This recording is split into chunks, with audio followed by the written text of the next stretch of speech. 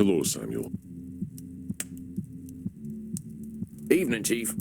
You doing all right? You sound a little down.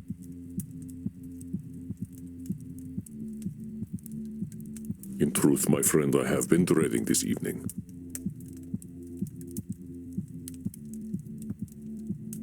I appreciate your taking the time to point out my cognitive distortions, but there are some elements of my past that are especially painful to sort through. Hey, we were both bad guys, Andy. But we're not anymore, and that's what matters.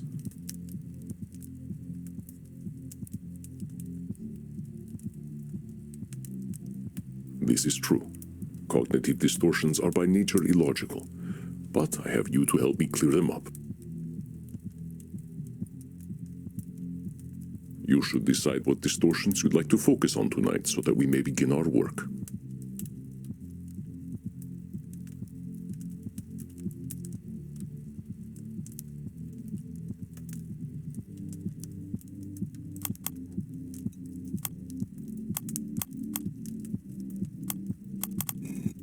I think these will suit me fine. Lay it on me, boss. It is time for me to stop delaying. I suppose you might be able to guess what aspect of my past is giving me such distress. You're thinking about Heinrich Kramer, ain't you? Yes, my actions 600 years ago bring me no end of shame and regret. I have never truly processed what I did. I have sought to distance myself from Heinrich Kramer, but that is exactly what Edmund Keane tried to do with his past. I am no different from him. I will summon my emotional strength and accept my part in Heinrich's development as a monster. I believe the 1400s were my worst century. I had professionally killed so many by then, and I was so good at it that murder seemed meaningless. I no longer felt that dark adrenaline that accompanies life-taking. I felt nothing. If I no longer felt anything at the taking of a life, did life matter at all? Poor Andy. His feelings are getting in the way of his thinking, I can tell. If I no longer felt anything at the taking of a life, did life matter at all? Boss, your feeling, or lack of feeling, didn't make reality. How you felt about the value of someone else's life didn't amount to a hill of beans. Heck, maybe that was unemotional reasoning. Or perhaps anti-emotional reasoning. Yes, I projected my emotional emptiness onto the world. In order to combat this feeling of emptiness, I transitioned from a simple vampire into a far more terrible monster. I became what is known in modern times as a troll. I have observed many trolls throughout history. It is a common fate for those who fail to find purpose. Ironically, it is often those who are most privileged who become agents of cruel chaos. Oh, like that billionaire fellow who runs all them companies but spends all his time being a low-down varmint online. I'm blanking on his name. I'm afraid I'm unfamiliar with the man. I think that'd piss him off more than anything. It makes sense for a mortal billionaire to act in this way. Being so powerful yet feeling your impotence on a global stage is a strange kind of pain. Heinrich Kramer was such a man. I was doing business in the southern regions of the Holy Roman Empire when I met him in a tavern. He was drunkenly ranting and raving about the sin of Eve, how women were the cause of all evil, that witches surrounded us.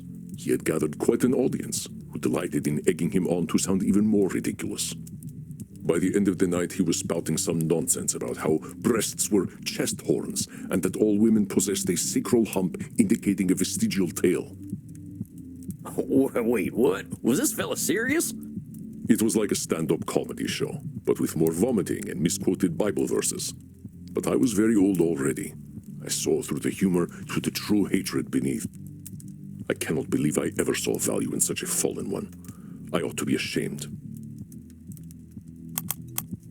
Oh, dang. By Andy's reckoning, neither of us was worth saving either. Is that true? I cannot believe I ever saw value in such a fallen one. I ought to be ashamed. Oh, dang. By Andy's reckoning, neither of us was worth saving either. Is that true?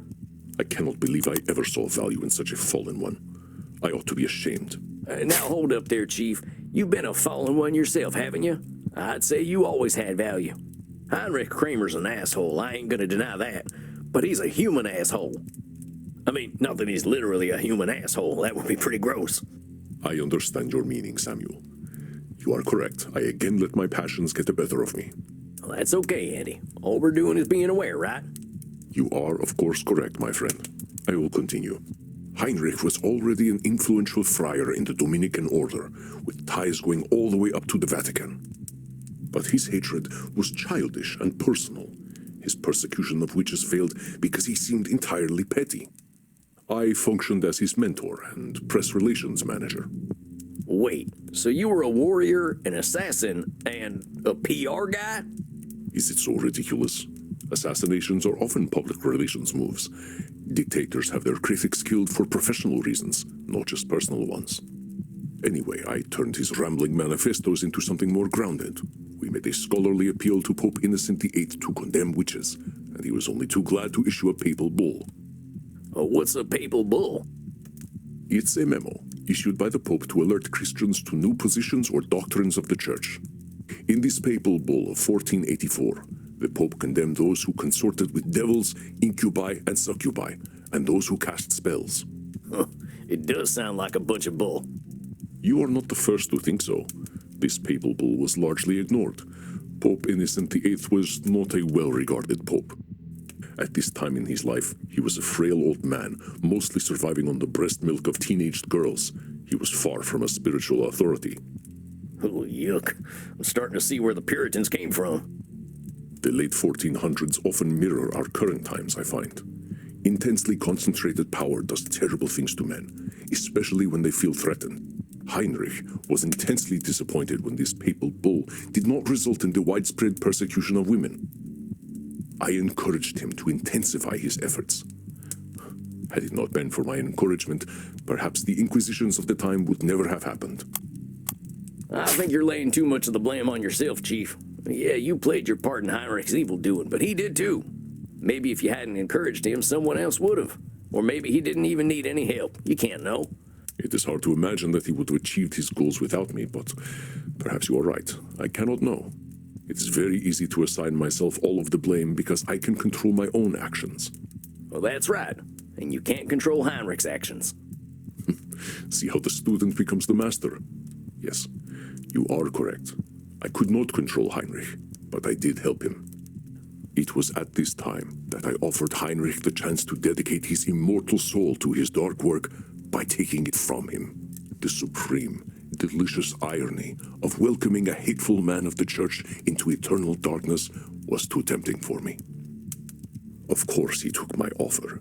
He was all too eager to devote eternity to his hateful work. And just because I thought it would be funny, I told him we needed to have homosexual sex in order for the dark ritual to work. He was so eager to abandon his beliefs to indulge his hatred. Oh, jeez, Chief. You really ain't too picky about who you're getting intimate with. You are such a sweet blood, Samuel. Sex need not always be about intimacy. In this case, it was the cruel irony that gave me satisfaction. Heinrich took to unlife well. He dedicated himself wholeheartedly to his great book, the Malleus Maleficarum. Oh, you mentioned that before. Well, what was in this book? Here, take a look. I have an old copy. This is a manual of sorts on how to identify, persecute, and kill witches. It was a work of dark fantasy garbage, unworthy of any respect. Jeez, Andy. I feel like you ought to burn this thing. Smells like brimstone and bad news. No, Samuel. If the past does not teach us, we will be doomed to repeat it. I kept it to remind me of just how far I had once fallen. I gave him the brilliant idea of attaching Pope Innocent's papal bull to this work in order to give it legitimacy. We also fabricated an endorsement from the University of Cologne. Fact-checking was so slow back then that it would take decades to challenge the legitimacy of such an endorsement. Sounds like an election debate. You see, my friend, mortals are eager to follow instructions. Church authorities were all too willing to enforce these rules. And so, Heinrich became a superstar influencer. His works spread across Europe, and witchcraft, once a superstitious joke, became a very real problem to the public.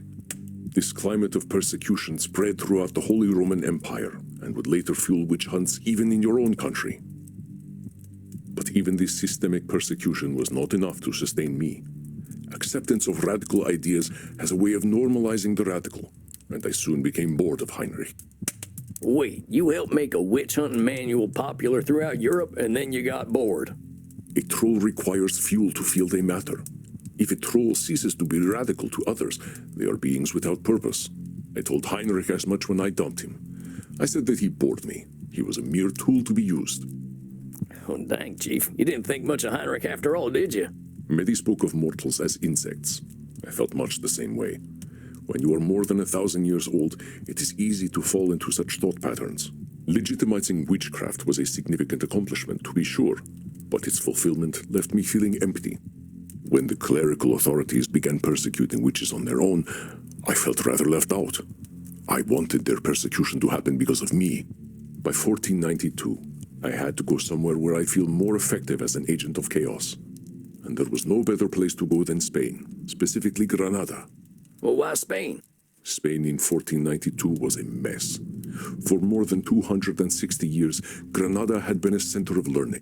The Muslim Nasrid dynasty ruled, but Jews and Christians were allowed to practice their religion and even rose to high positions in society. But when Ferdinand and Isabel of Castile arrived with the Spanish Inquisition, it was incompatible with the harmony that defined Granada. I smelled blood, for lack of a more apt phrase. My instincts were correct. I arrived in Granada in April. Though the stones were still stained red, its conquerors were hungrier for blood than I was. Ferdinand and Isabella had just sanctioned Christopher Columbus's trip westward in search of treasures to fund their conquests. Hey, I know this one. In 1492, Columbus sailed the ocean blue. I have heard this poem as well, but it did something quite terrible. Do you know what it is? I'm pretty sure the Native Americans and Columbus weren't pals. Indeed, Columbus brought several of them back to Spain as slaves. I doubt the few that survived were fans of his. The journey of Columbus was not a noble journey, but a savvy and cruel move by Ferdinand and Isabella to solidify their tenuous position as rulers of a unified Catholic Spain. If I could find my way into their court, I could commit such devilry. It would not be easy for a dark-skinned demon like me to worm myself into their graces, but I found a way.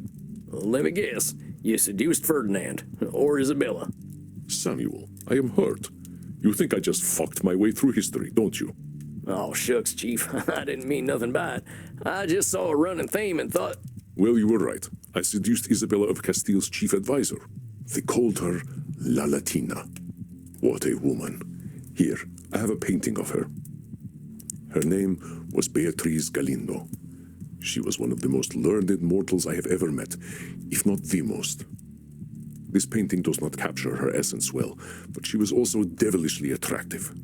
There is nothing sexier than an inquiring mind, and Beatriz, she was one of the sexiest women I have ever known.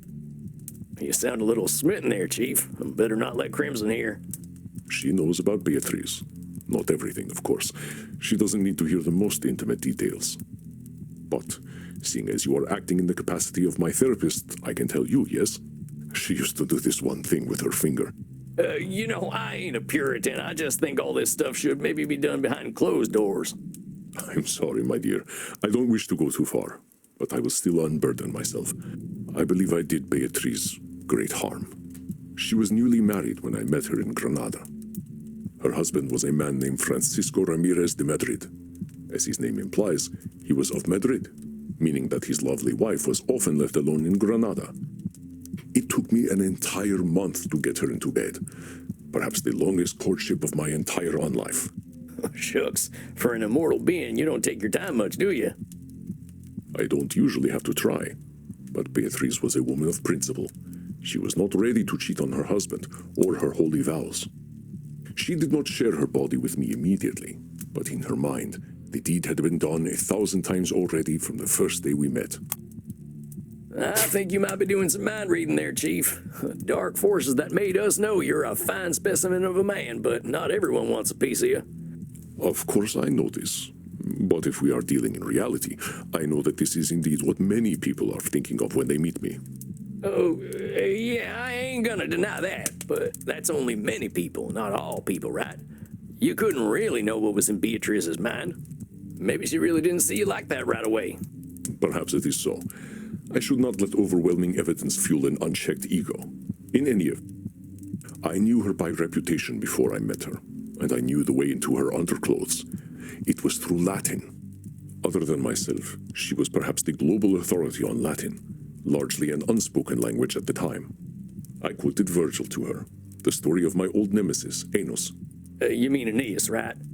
What did I say? You definitely said anus. Oh, my mistake. Anyway, I knew I would be her match in Latin, so I told her, Nunc scio quid sit amor. Now I know what love is. She admonished me for my forwardness, but did so with a smile that she could not hide from me. With her husband in Madrid, I spent the warm Spanish evenings with her, drinking her blood and sharing thoughts of terrifying intimacy. Meaning you got up to a lot of kinky stuff. Oh, the kinkiest. We probed each other so deeply. Do you know what we did? Well, I can guess. We discussed Aristotle. Oh, okay, maybe I can't guess. You cannot know true intimacy until you have delved deeply into Aristotelian logic, biology, and virtues with another. But Samuel, I used her. Even with the bond we formed, a bond that few couples on this earth could ever achieve, I used her. Through her influence, I was able to embed myself into the Spanish court. I introduced Ferdinand and Isabella to the Malleus Maleficarum. They adored it, of course. They loved blood as much as I did. So you were feeding poison to a couple of already rabid dogs? Yes, it inspired their brutal actions against the conquered Muslims and Jews, which delighted me in this foolish troll era of mine. After evenings discussing mystic ancient virtues with Beatrice, this was a great betrayal. I deserved to suffer for helping Heinrich, and I deserved to suffer for using Beatrice. I think she was trying to save me through our conversation, Samuel. I might have charmed her with my voice and my words, but she knew who I was. Have you read much about Aristotelian ethics? We didn't discuss a lot of Aristotle out on the range. I think he will not be so alien to you. He described a concept known as the virtuous mean. It is not so different from the middle path we speak of so often. Between purposelessness and overambition, there is fair ambition. Between shyness and shamelessness, there is modesty. Reminds me a lot of Isabella d'Este and Dr. Drain. Exactly. We cannot sustain being individuals of pure vice or pure virtue. There is no peace in such ambition. But I could not hear her wisdom. I was 2,500 years old. Who was immortal to talk to me about ethics and virtue? It is simply difficult to reconcile my disappointment with myself, Samuel. That I helped the evil and used the virtuous. Once I had helped to fuel the bloody ambitions of Ferdinand and Isabella, I abandoned Beatrice. It is a dark thing indeed to live to be a troll. There is no fulfillment in such a life, only pain. A troll such as I was is a societal toxin. We break down the social contract and reduce humanity to a bestial state. If trolls are as powerful as Andy's suggesting, we got some real problems. A troll such as I was is a societal toxin. We break down the social contract and reduce humanity to a bestial state. I think you're giving trolls a little too much credit there. I had this conversation with Dr. Drain once, where we talked about how a vampire is a vampire. Oh, well, a troll is a troll. They don't control the fate of the universe. A troll's got the power to be a nuisance, but it's up to everyone else to play along with them. From my perspective, a troll is a pretty damn weak person. Yes, you are correct. I was weak. I give myself both too much credit and too much blame. Quite a human paradox, is it not? You're still human, Chief. Alas, I believe I was a far more successful troll than I have been a sincere human being. I used Heinrich and Beatrice more effectively than I have ever helped kindly vampires. Andy, you're disqualifying the positive again. Whatever troll you were in the past, comparing him to the Andy of today is as useful as milking a bull. Well, actually, it might make the bull happy, but we ain't gonna talk about that. Point is, if we're talking about the good you do now, what do your troll days have to do with anything? You're being a real Count Gloomula if you're taking something good and ruining it for no reason. Count Gloomula? I know of no such man. I made him up, but he's just who you're being when you're knocking yourself down. You are correct, Samuel. May that Andromachos remain buried. I will not forget him, but not so that I might torture myself, but to remember how far I have come. I must say, I am feeling much less burdened having spoken with you, my friend. I feel as though I am in bat form already, with the wind beneath my wings. I'm glad to hear that, Andy. I don't want you weighed down. Would you like to go out for a night fly with me, my friend? That sounds like a mighty fine idea. Then let us go. The moon is high and the night awaits.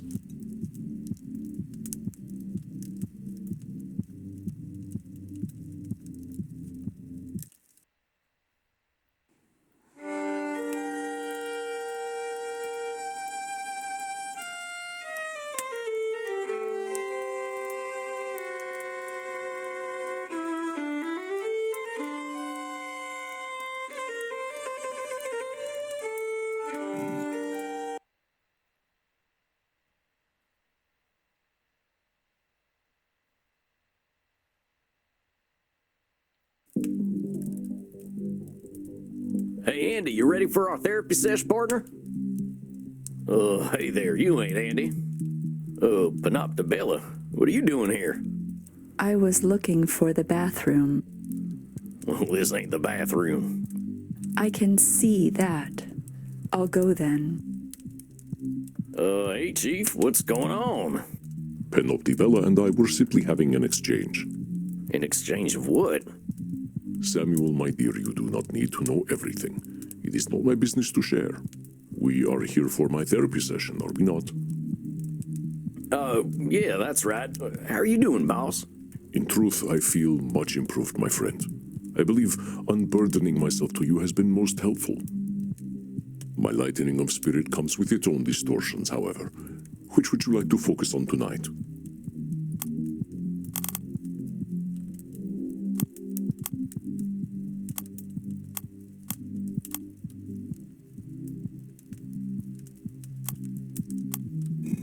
I think I've got what I need to handle an ancient vampire. Go on, Chief. What's been on your mind? The last century has been a bit isolating. Other elder vampires think themselves above self-improvement, so we have little to speak of. Well, I guess that ain't no surprise. New ways of thinking don't usually come out of retirement communities. Indeed, we elderly often prefer to sing praises to old glories, but there is no glory in my past, only death. I want to stop you there, Chief. There is no glory in my past, only death. You're 3,000 years old. Can you really say you got nothing to be proud of in that time? I am not proud to be an effective killer, my friend. I just have trouble believing all you did was kill and sleep for 3,000 years. That is fair. I have met many fascinating people and seen many forgotten wonders. See, there you go. Don't go tossing out the blood with the blood bag. You are correct. Against my own wisdom, I hope to erase the parts of my unlife that bring me shame. Well, it's like you told me.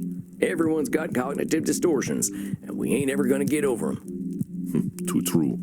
I must accept the evil so that I can appreciate the good. I confess I often wish to give myself a pass, because in hindsight my evil was so pointless. Have you ever heard the phrase, the banality of evil? Oh, no, but I can guess what it means.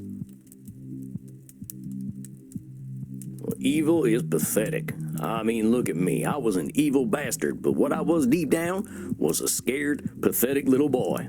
No, Samuel, do not label your inner child as pathetic. A child is a child, and a child's needs are not pathetic. They simply are. Banality is something different. Historian Hannah Arendt coined this phrase to describe the actions of some Nazi leaders. In Western tradition, when we think of evil, we imagine powerful creatures of darkness intent on hurting others.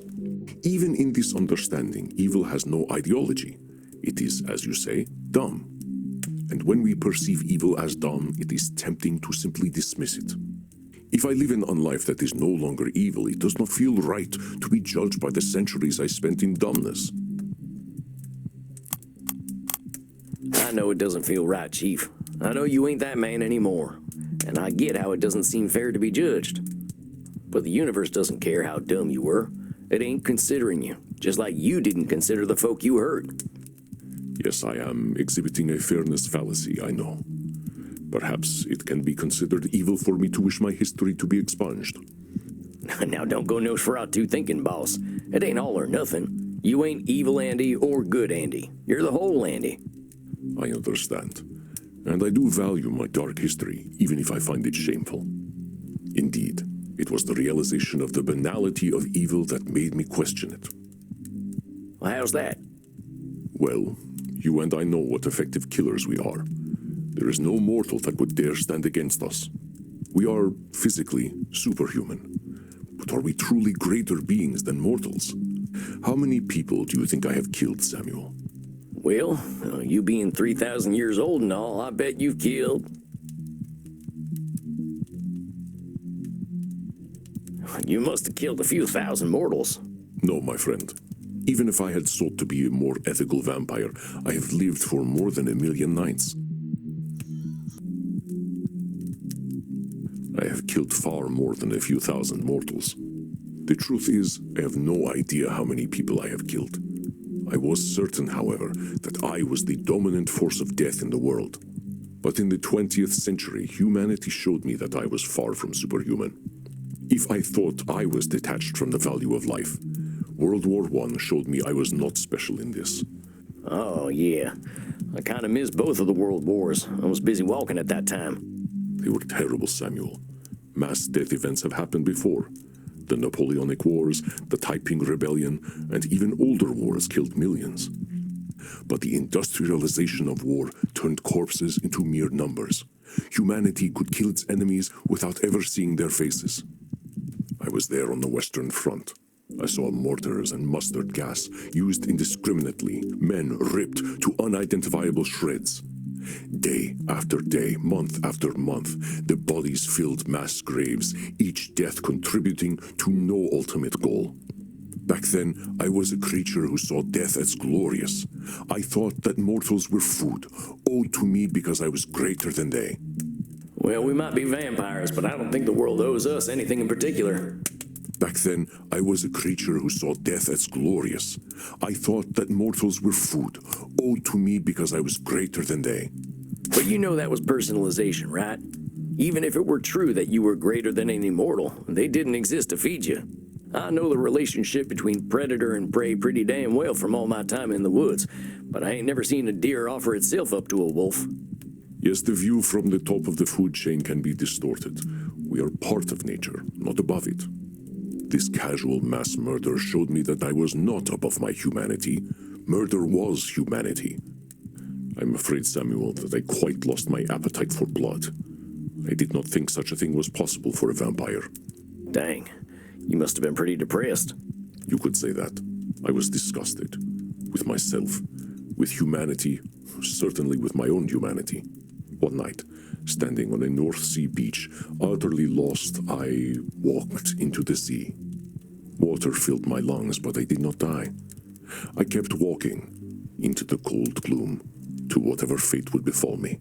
What were you thinking in that moment? I was not. Without a purpose, all I had was walking. That was all that mattered. That actually does make a lot of sense, I reckon. I did much the same thing. I thought you would understand. Yes, I did not walk for a purpose. Perhaps I was walking to find a purpose. So, what happened? The light of moon and sun faded away. I saw things in the darkness. Flashes of nightmares, giant eyes peering at me in the gloom. I felt the heat of volcanic plumes. Saw explosions of strange life in the corpses of dead whales. Predators like myself abound in the deep places of the world. These ghosts in the darkness consumed one another, horrors feeding upon horrors. As I walked further still, I came upon the wreckage of a great ship, littered with material reminders of the mortals who once walked its decks. I will never forget the experience of seeing this symbol of humanity's power over nature decaying in the abyss. I had to sketch the great ship as soon as I could. It was named the Titanic. The Titanic. I remember that story. John Muir would say it was a symbol of man's hubris. He could be a grumpy old cuss sometimes. I saw it more as a symbol of nature's ignorance of humanity's hubris. The creatures of the cold deep paid it no mind, ignorant of the death all around them, for there were no bodies to speak of. I think it was then that I finally understood. Death, as a state of nature, has no meaning. Death only has whatever meaning we give it, and my death had none.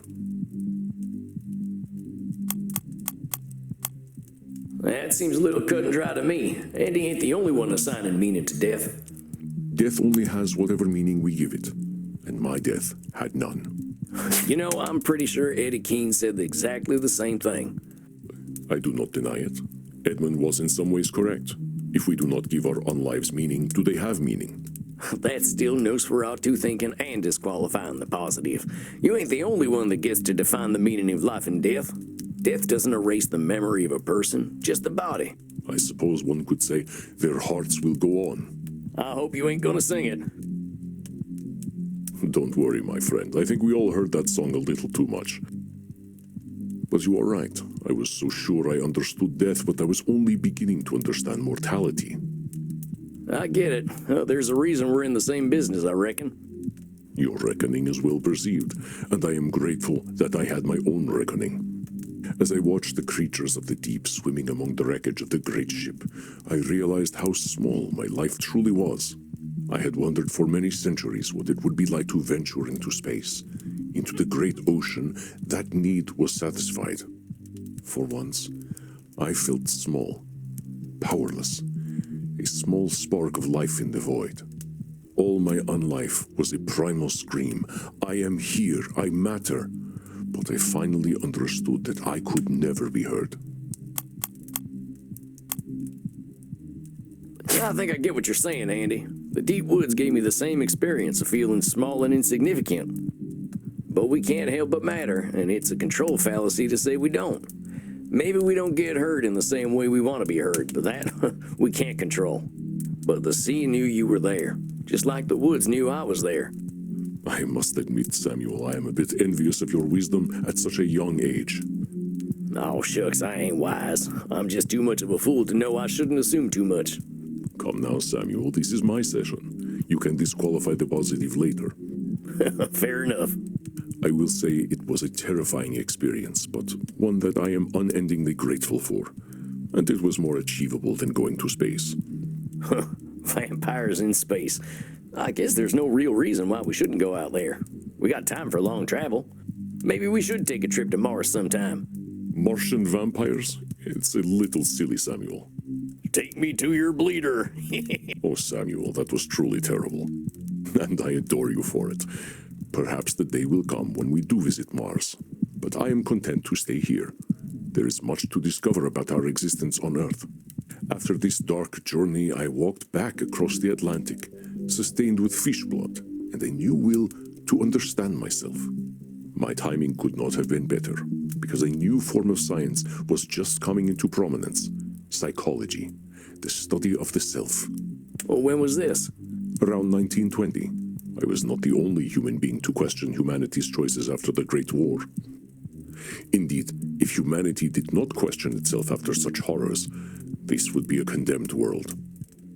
It was my questioning of the self that brought me to this place. Psychology was born right here in Leipzig. No shit. None at all, my friend. A man named Wilhelm Wundt lived just on the street. He developed a method where we describe our own thoughts and sensations. Well, that sounds mighty familiar. Yes, the hints of cognitive distortions were present already. I read his works voraciously. I was obsessed with the study of the self. I became interested in my own feelings. Why did I rage for so long? What did it feel like physically? And I realized that my prevailing feeling was always fear. Like Edmund, I was a coward. Oh dear, the similarities are piling up. Now let's take a step back there, Chief. I've been afraid too. Dr. Drain was afraid. Isabella D'Este was afraid. Mitty was afraid. And we know about Eddie. I reckon every mortal's been afraid too.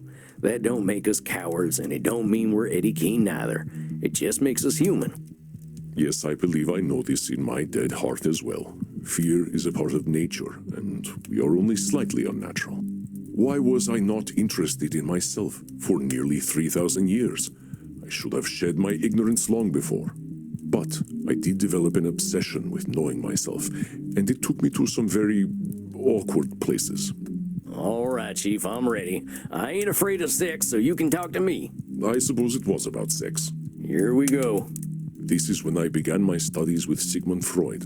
I spent much time with him. He shared this obsession with understanding the self. We analyzed each other, which helped us to analyze ourselves. We hid nothing. We knew that we would understand the truth if we laid it bare. The bearing of truth in this case was difficult. I horrified him, I believe. Take a look at this picture. What is your impression of this woman?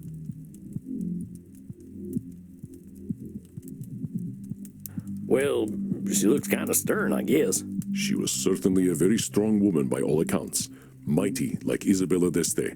This woman was most beloved by Sigmund. She was his mother. He would show me this very picture and say, Andromachos, if she were your mother, you would want to fuck her too. I don't use this phrase often for obvious reasons, but what in the Sam hell? He could not imagine why anyone else would feel differently. Of course, I overshared with him as well. I do not think my recounting of the convent of San Sisto orgy of 1417 helped us to gain a greater sense of self-awareness. Though I always found it humorously ironic the way the nuns still cried out to God. Boy, you really like a little novelty in the bedroom, don't you? Oh, Samuel, you are such a millennial. I'm way too old to be a millennial, Andy. I mean to say that you were born in the last millennium. You will understand when you are over 1,000 years old. You know, you're not my daddy. No, I am not, though perhaps I joke like one. But Sigmund had made a grave mistake in our explorations of the self, and in doing so, cast doubt on the truly groundbreaking work we did. He eventually died, as mortals do, but my lust for understanding the self was not quenched. I became interested in the philosophy of those of my lifetime, and the philosophy of the modern era. It was like charting a map through humanity. It was invigorating. I felt alive. This feeling showed me that I was on the right path. The thinkers whose works I read all had the same obsession I did. They wanted to unlock the formula of humanity. That was my true aim as well. I thought that my immortality made me the ideal student of the self.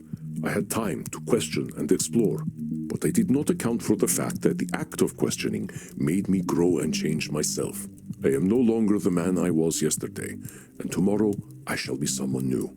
I have become aware of ways in which I could be more mindful, more kind, more fashionable even. I chased the truth, Samuel, and I chased the good.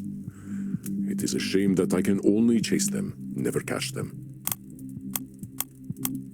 Well, Andy ain't wrong, but the journey still matters, even if we don't reach our destination. I chased the truth, Samuel, and I chased the good. It is a shame that I can only chase them, never catch them. Well, Andy ain't wrong, but the journey still matters, even if we don't reach our destination. I chased the truth, Samuel, and I chased the good. It is a shame that I can only chase them, never catch them. You ain't ever gonna be perfect, Chief. Neither am I. You're right.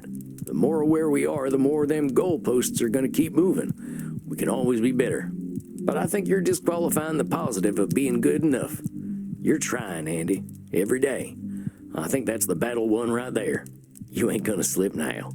4,000-year-old Andy is gonna be a force of good to be reckoned with. I know. It reminds me of a pearl of wisdom Marcus Aurelius gave me that I could not yet understand. He said, "Waste no time in arguing what a good person should be. Be one." I take these words to heart now, but it is hard to not have deep regrets. I think you know how to address them regrets there, Andy. Are you going to do the horse thing? I would prefer you didn't. No, I ain't gonna do the horse thing. I am relieved. But yes, you know what I need, and I gratefully accept it. Andy, let's accept all the dark deeds you done. Let's accept that it took you a long time to change. Ain't no getting around that. It's time to show a little compassion. You're doing your best. You're a better person for all the work you done. You, my friend, are good enough. Good enough. I suppose I am. Would you like a hug there, boss? I would love a hug, my friend.